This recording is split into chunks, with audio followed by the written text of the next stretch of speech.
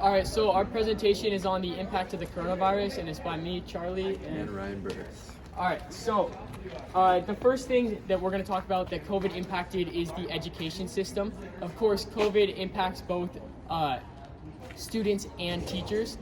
For teachers, of course, they're using new technology, using Zoom, which foreign technology a lot of teachers haven't used before and stuff. They have to figure that out. They figure out Google Classroom, and this is especially seen in classes that are based on participation, such as like choir or band. Those classes heavily impacted with the internet lag, all of that sort of new challenges, new hurdles to get over. And then we also saw with the students side of things, so many more distractions available, and the temptations to just have a blank screen or disconnect. You know, we see a lot of students not really in the frame, maybe not paying attention. And of course, that goes along with all the distractions that there were with online learning. Your phone is right next to you. It's very easy to go on your phone, go blank screen, potentially not even show up to class at all. And then another thing that we saw, another challenge, was the personal connections that teachers and students build. It's very hard to do that when you don't see your teacher unless it's through a screen. And it's hard for students to speak up and really build that relationship with the teacher when everything that they do is through a screen, through a computer. They never actually get to meet them in person or have that connection that we usually see. So next we're gonna go on to how COVID impacted sports, especially with youth and children. So our excerpt here. There's a lot of physical benefits of sports, cardiovascular function and fitness, decreasing blood pressure, obesity, heart rate, the list goes on. In addition, general mental health and their general mental health and psychological benefits, which improve because of depression, and this can stave off even cancer and depression. And it overall helps with your well-being and your quality of life in general. They've also been youth sports have also been thought as a vehicle of social development, and there are beliefs that there are studies that show that with these shutdowns, we saw weight gain and childhood obesity, and then we also saw lots of more cases of anxiety and depression in kids and teens. So what this shows and how COVID impacted us in this way is we think of sports sometimes, especially for kids, as just a small part of their life, just kind of a fun thing. But if you put yourself in their perspective, it was really a large part of their life and an outlet for stress and anxiety and all these things and energy that they needed to give off was stripped away from them. And a lot of times it's not like an adult where you can go, you can make plans somewhere else or you can go to the gym. This is their one outlet they had. And I can say from personal experience too that some of the friends you make during sports are your lifelong friends that you made on those sports teams. So when that's taken away, it can even affect them later in life. So social skills, other helpful skills and qualities later in life are going to be harder to take back. And again, like it said in the article, their mental health, not only just their physical body, but their mental health can also be deeply impacted just by everything being shut down by COVID. Okay, so our next excerpt is news. Our next little excerpt or article sort of thing is news reading. So here. A resident at Life Care telling us what it feels like to be inside. Do I want to leave? Yes. Absolutely, yes. It's not people are nice. It's that I don't like being trapped. Families frustrated, begging for answers, feeling helpless as they wait for test kits to show up. We have limited resources to battle this disease, and I think somebody somewhere decided that this population of people wasn't worth wasting resources on. The fear and anguish we saw in Kirkland has now spread nationwide. It's confusing. I will say that it's confusing, but I don't know what happened. In Massachusetts, at least 38 veterans at the Holyoke Soldiers' Home have died with the virus. The situation's so alarming, federal authorities are investigating. 46% of the COVID deaths in that state are residents of adult care facilities. In New York State, as of Tuesday, At least 2,722 people have died in nursing homes and adult care facilities with COVID-19. There are positive cases in more than half the state's licensed homes. Nursing homes have been an increasing issue because that is the vulnerable population in the vulnerable place.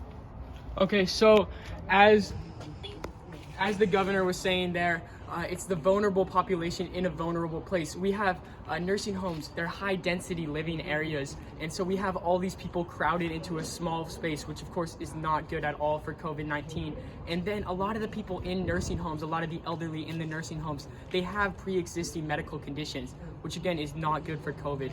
So what we saw is a lot of outbreaks of COVID-19 in nursing homes. And now these people, the nursing homes have to react to that. They try to shut down. And so we see the nursing homes cut off all visitors from their elderly residents, and they're no longer able to see their friends or their family or anyone who they would normally see, which can have detrimental social impacts on the elderly. You're thinking about like a lot of us use technology to work around not being able to see anyone in person. Now think about the elderly, the baby boomers who aren't necessarily or aren't typically good with technology. They now have to use technology as their only way to communicate with people. Like that is just a recipe for disaster.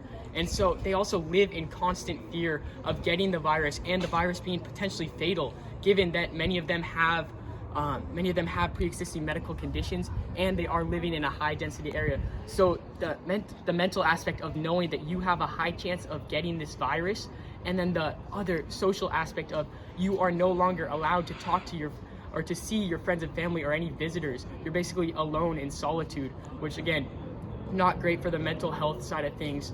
And a lot of the elderly had to fight these mental battles of being alone and then dealing with the stress of potentially contracting the virus and it being fatal.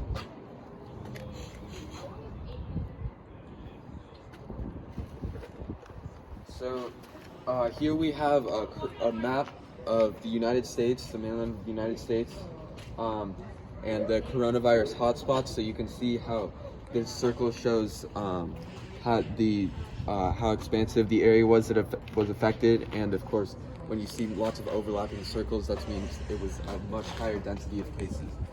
So, what this shows about how COVID impacted people on sort of a broader scale is that people in these urban areas face much harder struggles, and this map also shows how it wasn't just a certain demographic of people that it affected the entire United States, but especially in these urban areas who you could see these are the ones, this map shows these are the ones who are going to have to deal with mandates and everyday struggles, that they're going to have to deal with more of those everyday struggles just to keep yourself going, your family going. And this also shows how in these areas, it's not just every man for himself. The political leaders had to step up and adapt to the situation, which was very difficult. So overall, this map shows how these rural urban areas had to deal with more of these mandates and everyday struggles that can impact us in a very deep way, even though it's just a small part of our life. Okay, so the next excerpt that we have focuses on religion. So here it says, we're just going to focus in on a few key parts of this excerpt.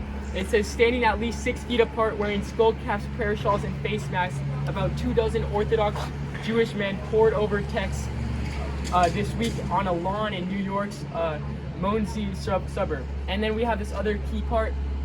Rather than crowd into a synagogue, the group has congregated outside of a neighbor's house each day to observe this week-long festival. Okay, so what this is showing, of course, we know that the religious community had to adapt because churches are high-density areas. You have a lot of people crowded into a small place, which, like we mentioned with the elderly homes, is not good for COVID, and it can create a hotspot or a super spreader event. So we saw these religious groups. Religious groups have to adapt, and of course we see these Jewish people. The Jewish people are able to work around the mandates and the synagogues being closed, and they are able to congregate outside, just be that with face masks and socially distanced, but they stick together. It's sort of a them versus the world mentality. the whole world around them is falling apart with this deadly pandemic, but they stick together. They're able to get out there, they're able to pray and really show their unity as a community. And on top of just praying, they're able to even celebrate a festival, given that there is no dancing, there is no traveling, but they are still able to celebrate with their friends and family or people in the community. Again, masked up and socially distanced, but it shows the strength, the unity, and the resilience of these people adapting to the challenges that they're facing to overcome and stay together and stay unified.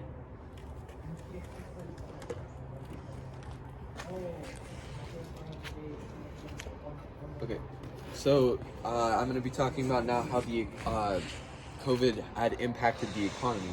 So we have this article from the New York Times. It says, today Mr. Canlis restaurant is preparing to become a drive-through operation serving burgers. Mr. Horner is bleeding cash as she refunds deposits for scores of canceled reservations, and Miss Mashing is scrambling to save her sale after one offer after another fell through. And Grant Thornton, a chief economist, says this hits the economy at the heart and on all sides. And it also says that on a somber staff on Thursday, she told her 10 employees that she would try to avoid layoffs, but that cuts in hours were inevitable. And this other man was shuttering his restaurants and laying off almost all of the roughly 800 employees, and he planned to apply for unemployment himself. So what this shows is that we often think of the economy as this this kind of big invisible syndicate that, you know, that affects that. It's just kind of theoretical, but it shows how COVID impacted people in a very personal way when it came to the economy. So not only with people and just inflation prices and supply chain issues that you couldn't get your package on time, which often can be just as frustrating, or your stocks aren't going up as much as you'd like them to. For these small business owners, it was detrimental, and they were forced to make adaptations that greatly increased their workload just to stay alive and keep themselves going. So this shows how it deeply impacted families' income who are just trying to make it through. So these families who are just trying to make it through. So like you said, the adaptations as well. Oh, I thought there was another exit. Yep. So our final area that we would like to focus on that COVID really impacted is, of course, the healthcare sector. So this article mentions, again, we're just going to take little bits and pieces of the excerpt, but we have the psychological burden and overall wellness of healthcare workers, and that's a key point for this. And then we see high rates of burnout and psychological stress and suicide. Detrimental effects include high rates of infection and death and excessive financial hardship. Okay, so we all have seen the clips on the news of the doctors going into work, and they're heroes. They're on the front lines fighting against the pandemic, and we all know that. We all love the doctors and praise the doctors for the great things that they have done fighting COVID. But a part that they do that goes unseen is, despite going in and working, despite most of the workforce being laid off or at home on stimulus checks or working from home, these doctors are going in every day fighting the virus, and they know that the more patients they see, the more people that they save, the more likely it is for them to contract the virus, because a lot of those people have COVID, and then it's more likely for them to get COVID. So the psychological burden of that really goes unseen. And then, of course, we have the fact that they know they're in a high-risk setting, right? And they know that they can very well get the virus when many other people are at home. And then we have, so again, we see the physical side of them going into work, and that is amazing. But what we don't see is the mental side and how it affects them mentally, knowing that they could very easily get the virus and potentially pass away, and just the psychological burden of going into work constantly, despite, again, high rates of burnout. We see the psychological stress affect them, and even increases in levels of depression and anxiety. So these terrible mental health side effects as a result of going in going into work every day and fighting against this deadly virus. So thank you. And just as a concluding statement, what we see a lot of times with bringing all of these perspectives together is that it's not just like things slowed down, it completely came to a halt. For people with small businesses, it wasn't like business was slowing down, it completely came to a halt. Same with sports and education, everything stopped, and the fact that people had to adapt to this is kind of an overarching theme for how COVID impacted different people. Just showing how it had a detrimental effect on really all aspects of life, like we went over. Thank you.